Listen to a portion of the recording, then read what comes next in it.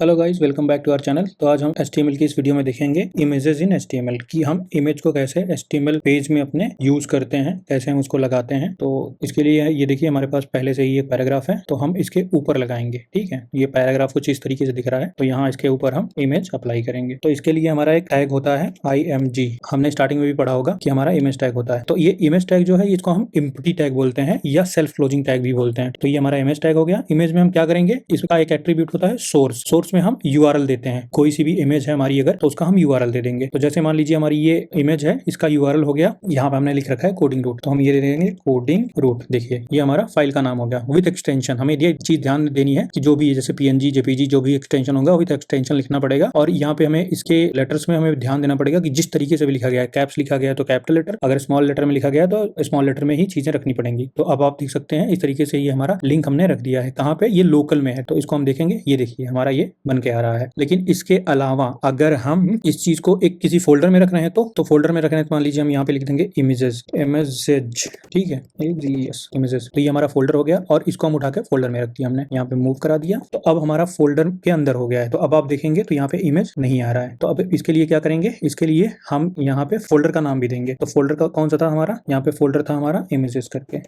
ठीक, ये देखिए अब अगर हम रिफ्रेश कर रहे हैं, ये देखिए ये हो गया हमारा इमेजेस स्लैश, सॉरी यहाँ पे हमने गलती क्या कर दी, अपनी HTML फाइल को जो है हमने मूव करा के अंदर रख दिया है इमेज के, जबकि हमें क्या करना था, फोटो को जो है वो अंदर रखना था। तो अब हम देख सकते हैं यहाँ पे, ये देखिए अब हम इसमें लिखेंगे इमेजेस स्लैश, इसके बाद क्या है, कोडिंग रूट। ठीक है, तो लिखेंगे हम coding root dot PNG।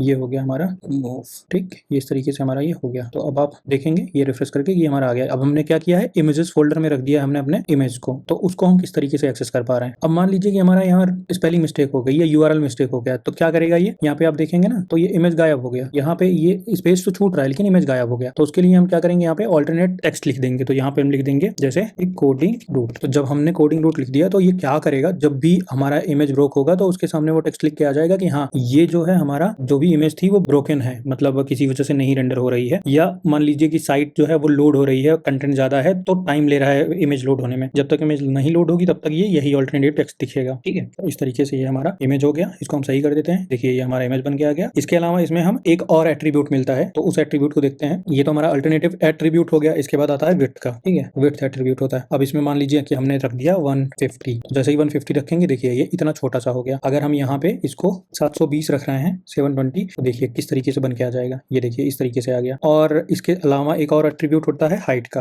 Height हमने रखा, हाइट में हमने रख दिया 580। ठीक है, तो जब हमने 580 रखा देखिए ये इसकी हाइट इतनी हो गई। तो अगर हम यहाँ पे 580 की जगह 300 कर देते हैं तो देखिए 300 करने पे इस तरीके से बन गया। तो ये हो गई हमारी क्या, ये हो गई हमारी एट्रीब्यूट्स हो गए इस इमेज टैग के। और ये टैग हमने पहले बताया कि ये एम्प्टी टैग बोलते हैं इसको, या सेल्फ क्लोजिंग टैग बोलते हैं। इसमें दूसरा जो यहाँ पे हम इमेज का पेयर लिखते थे और बैक स्लैश लगा के क्लोज करते थे, उसकी कोई नीड नहीं पड़ती है। तो ये हो गया हमारा इमेज टैग। तो इस वीडियो में हम इतना ही रखते हैं, आपसे मिलते हैं नेक्स्ट वीडियो में। तब तक के लिए take care and bye bye. So guys, अगर आपको वीडियो पसंद आई है तो वीडियो को लाइक कर दें और चैनल को सब्सक्राइब कर दें, जिससे आपको कभी भी चैनल को खोजने में कोई दिक्कत ना हो और आगे अगर हम कोई भी वीडियो पोस्ट करते हैं या कोई भी कंटेंट डालते हैं तो आपके पास आसानी से पहुंच सके। इसके लिए आप बेल आइकन को प्रेस कर दें, जिससे आपको नोटिफिकेशन सबसे पहले मिल जाएगी।